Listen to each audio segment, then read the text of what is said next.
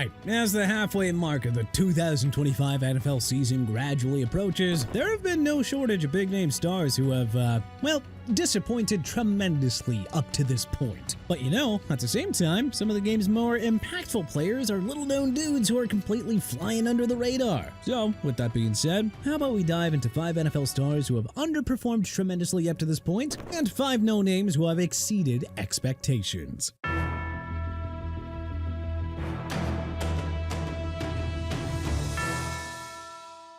Underperforming A.J. Brown. Remember the days when A.J. Brown was a consensus top 5 wide receiver and an instrumental part of the Philadelphia Eagles offense? Those were the days. Brown exceeded 1,400 receiving yards over his first 2 seasons with the Eagles. Despite missing 4 games last year, he finished with 67 receptions for 1,079 yards and 7 touchdowns, and helped Philly to a Super Bowl 59 championship. While the Eagles as a whole have underperformed so far in 2025, Brown has primarily been a disappointment.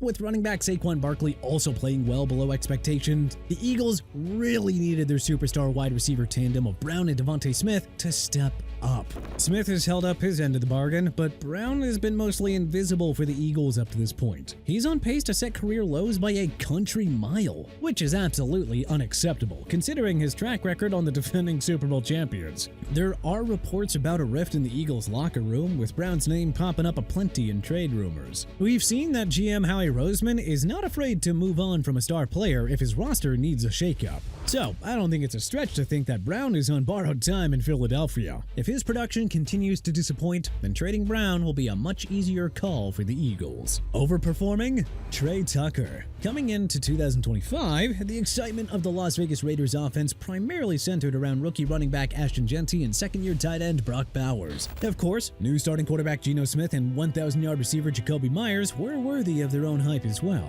But the trade for Smith has been a complete disaster. The woeful offensive line has prevented Jeanty from going off as most had expected, and Bowers has been battling a knee injury, which has made for a frustrating sophomore year. Just as everyone predicted, however, third-year wide receiver and former third-round pick Trey Tucker has emerged as the Raiders' most reliable skill position guy on offense. Tucker is on pace to finish with double-digit touchdowns and over 1,000 receiving yards. His unexpected success has been one of the few positives in an absolutely miserable season for the Raiders. But man, it is hard not to get excited over a long-term offensive nucleus of Tucker, Jeanty, and Bowers. Now, if Smith could just figure it out.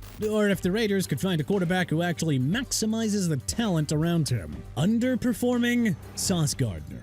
Nobody could blame the New York Jets for handing Gardner a 4-year contract extension worth $120.4 million in the offseason. He was, by far, the NFL's best cornerback over his first 3 seasons, and unquestionably deserved to become the highest-paid corner in history. It's one thing to have a down year, but Gardner has actually been a significant liability in his first season under Aaron Glenn. Now, granted, the entire Jets defense has been a mess with Coach Glenn, but you would expect Gardner to perform at his usual standards. According to Pro Football Reference, Gardner only allowed 1 touchdown in coverage in each of his first 3 years. Over his first 6 games of 2025, he allowed 2 and a horrific passer rating of 117.2 when targeted. After the Jets lost to the Denver Broncos in London, Gardner had a 64.5 Pro Football Focus grade, placing him 57th among 168 corners. Yeah, that's right, 57th as the highest paid NFL cornerback. But hey, other than that, Gardner's 4th season with the hapless Jets hasn't been too bad.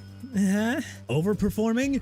Nick Herbig. Not TJ Watt, not Alex Highsmith, not Cameron Hayward, not Jalen Ramsey, not Patrick Queen. No. The Steelers' defensive MVP thus far is none other than Nick Herbig. Herbig, a 2023 4th-round pick out of Wisconsin, turned some heads by recording 5.5 sacks and 4 forced fumbles a year ago. But Herbig has really taken his game to another level here in 2025, quietly putting himself in the Steelers' team MVP conversation. Through Week 6, Herbig was ESPN's #1 ranked edge rusher in pass rush win rate at 40%. The second closest was Will Anderson Jr. with a win rate of 33%. Herbig probably won't finish as the league leader in sacks, but he's also a classic case of stats not telling the whole story. story. He is also opening up more holes for his teammates to get home. Hence, the Steelers' continued dominance in the trenches. Not too bad for a former 4th-round pick who only played half of Pittsburgh's defensive snaps last year while getting ample time on the special teams unit. Underperforming, Myles Garrett. Garrett got off to a blistering start and looked like the way too early frontrunner to win Defensive Player of the Year honors, racking up 3.5 sacks and 6 tackles for loss in his first 2 games. But Garrett unexpectedly went cold over the next month. After recording half a sack in week 3, Garrett put up big fat zeros over the next 3 games. He had no forced fumbles or pass breakups over the Browns' first 6 contests either. It's not a disastrous year for Garrett by any means, but he's just so freaking good that his current stat line certainly qualifies as underperforming. Garrett is currently on pace for his fewest sacks since 2019. That just ain't vintage Myles Garrett, now is it? Now granted, Garrett doesn't exactly have much at his side. The Browns' defense is not the force that it was in 2023. And the Browns are punting the ball so much that Garrett is probably getting exhausted early in games. He can flip a switch and return to his elite form at any time. And the Browns need that version of Garrett to step up if they're to avoid the AFC basement again. Overperforming?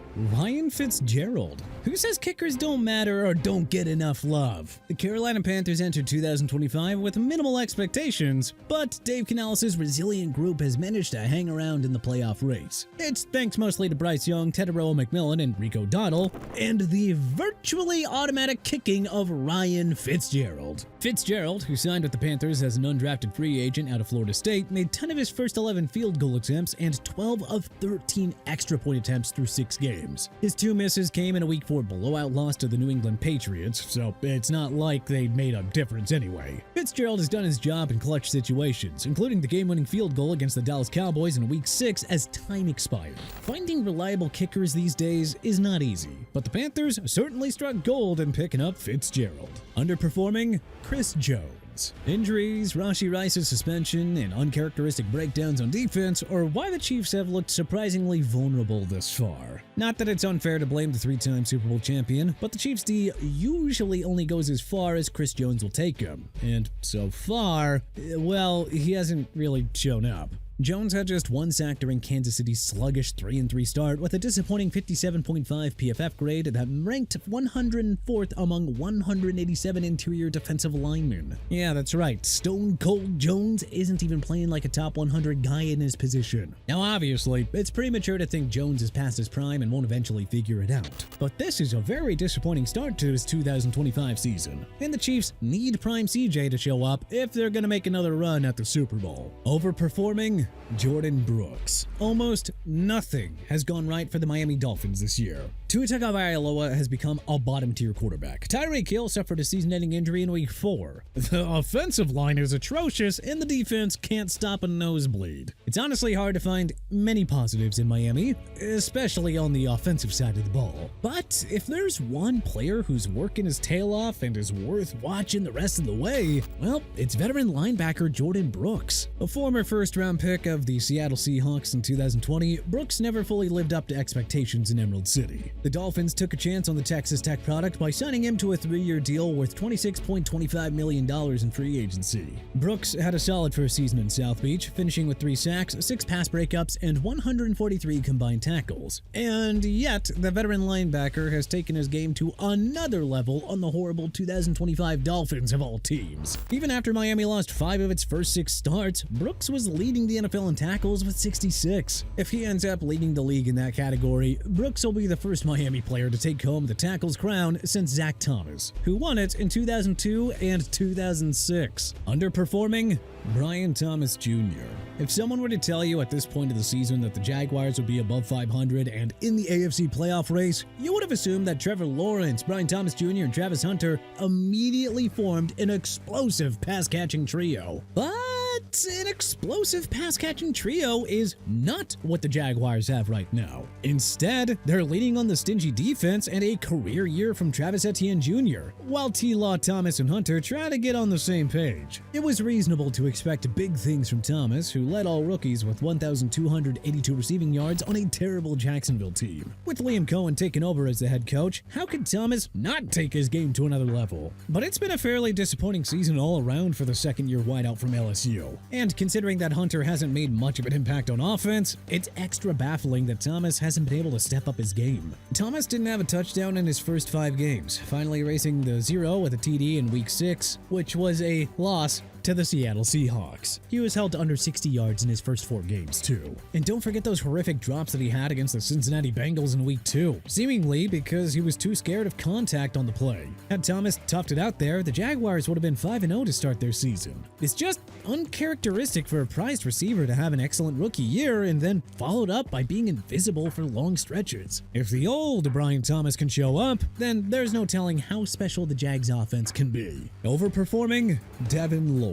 Speaking of the Jags, while Brian Thomas Jr. is having a frustrating sophomore year in Duval County, Liam Cohen has at least unlocked the full potential of 4th-year linebacker Devin Lloyd. Lloyd has been an underrated member of the Jags defense since arriving as a rookie in 2022. It's just been easy to overlook him since he plays on the same unit as star pass rushers Josh Hines-Allen and Trayvon Walker. Before suffering a wrist injury that sidelined him for Week 7, he was having a Defensive Player of the Year caliber season with a league-high 4 interceptions, including a 99-yard pick 6 off Patrick Mahomes in Week 5. Lloyd also had 4 pass breakups and 28 combined tackles, allowing a passer rating of only 65.7 when targeted. Oh, and how about that PFF grade of 91.8? Pretty unbelievable stuff, isn't it? It still feels like when the Jags win, all of the credit goes to the offense. But they would not be a pleasant surprise up to this point without the Lloyd-led front 7. He's doing this in a contract year too, so hopefully Jacksonville's getting ready to pay up.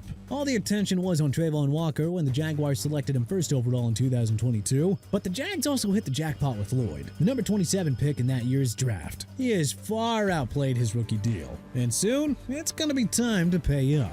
But which other NFL stars are underperforming so far? And which 5 no-names are overperforming? Let us know in the comment section below. If you like this video and learned a thing or two, then clicking the like button helps us out a ton. And you know, we really appreciate it. If this is your first time coming around to TPS though, then subscribing is a great idea, because we put out videos like this every single day. But as always, thanks for watching, and we'll see you guys next time.